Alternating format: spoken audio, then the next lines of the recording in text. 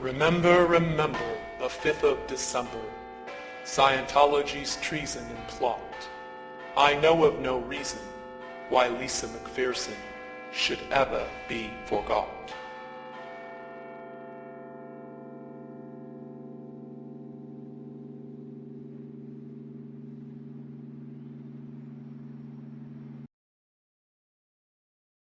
You say the misuse, but I don't know if you're aware that there was a plan in 1955 in this country, Ted, to repeat what was done in Russia. There was going to be a Siberia, USA set up on 1 million acres in Alaska to send mental patients. They were going to lessen the commitment laws. You could basically get into an argument with somebody and be sent up there. This sounds very odd. Nobody's ever heard about it. That's in no small part thanks to the Church of Scientology. People say in the United States that these things can happen here. Mental screening that only took place in the old Soviet Union or communist Vietnam or those places. It's not true. I want to talk in some detail about the Citizens Commission for Human Rights, or the CCHR. The CCHR was created in 1969, founded by the Church of Scientology. If you were president, would you work to phase out the IRS? Immediately.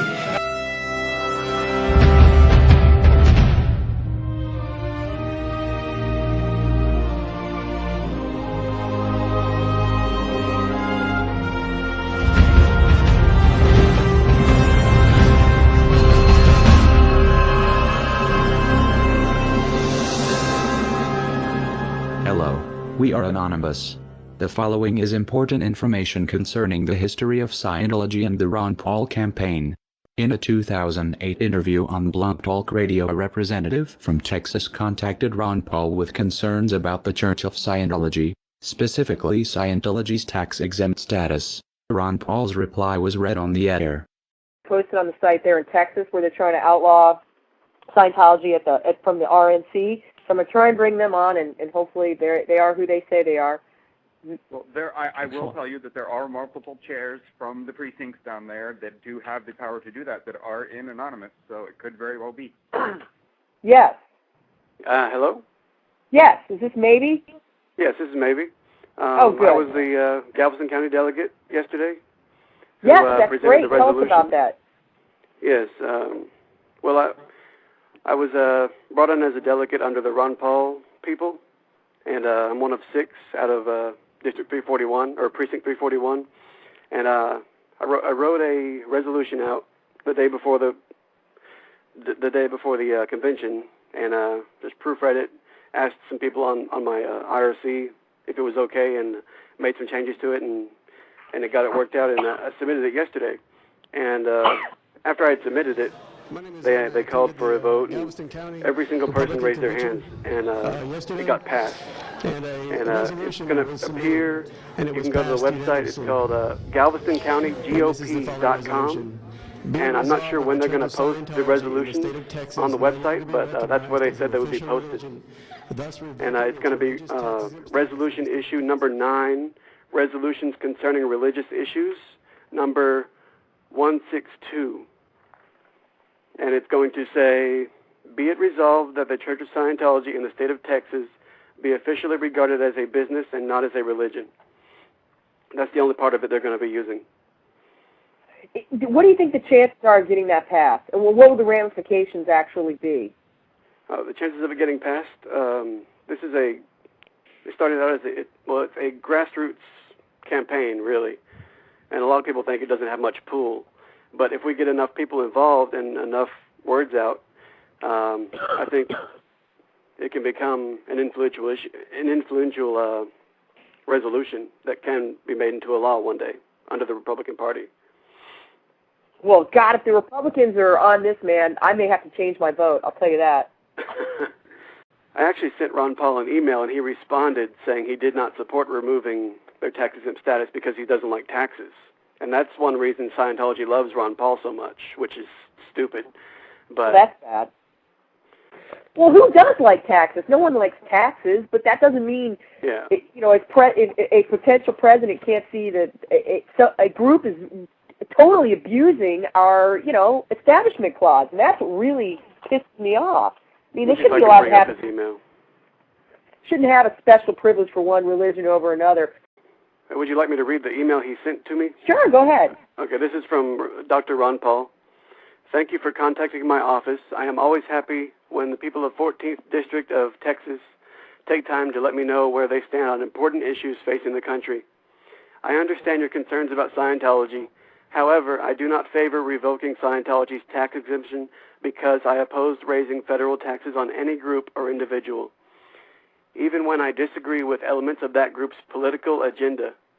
The precedent of tax-exempt revocation may someday be used to justify raising taxes on other tax-exempt groups, including religious organizations.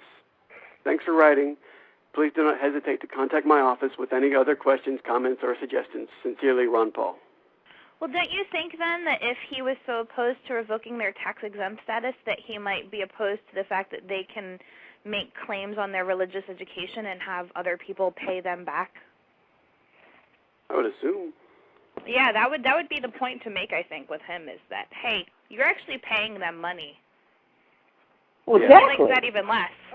What they didn't know is when Ron Paul said, "I understand your concerns about Scientology," Paul knew much more than he was letting on. Paul and his campaign have had a close working relationship to the Church of Scientology through their front group, Citizens Commission for Human Rights. His claim to not support revoking Scientology's tax exemptions probably has less to do with opposition to raising federal taxes and more to do with a private meeting Paul had with the CCHR the year before in November of 2007, where attendees paid a minimum of $1,000 to speak with Paul. From a CCHR email in November 2007 by Scientologist Mike Kaplan, "I have arranged a private 1-hour luncheon with Ron Paul on 1128 Sin Street, Pete, when he will be in town for the CNN YouTube Republican debate. This luncheon is reserved for $1,000 plus donors to Ron Paul's presidential campaign. 19 people so far have paid and confirmed and will have the honor and pleasure of having lunch and communicating with Ron Paul directly. There is room for one more. He deserves our support. He's the only sane choice as far as I'm concerned. His message echoes the intentions of America's founding fathers, and he is inspiring a new generation of Americans.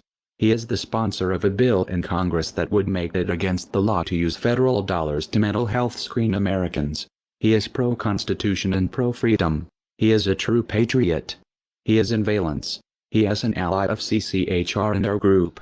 Our group can only mean Scientology."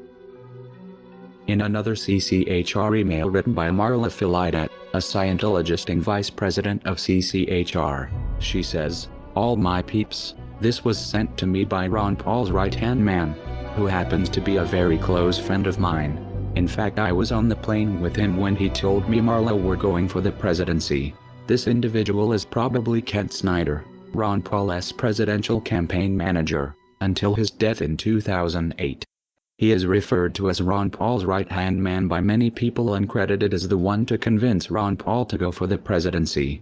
Snyder has been associated with Marla's organization, the CCHR, since at least 2005, when he was at the opening of the CCHR's An Industry of Death Museum, managed by Marla.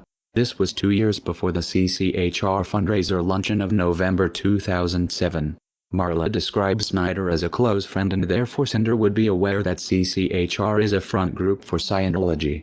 If by some improbable chance he didn't know this, as campaign manager for Paul, he'd be responsible for doing the research. A simple Google search of CCHR shows the Wikipedia entry, which leaves no doubt the organization CCHR is part of Scientology.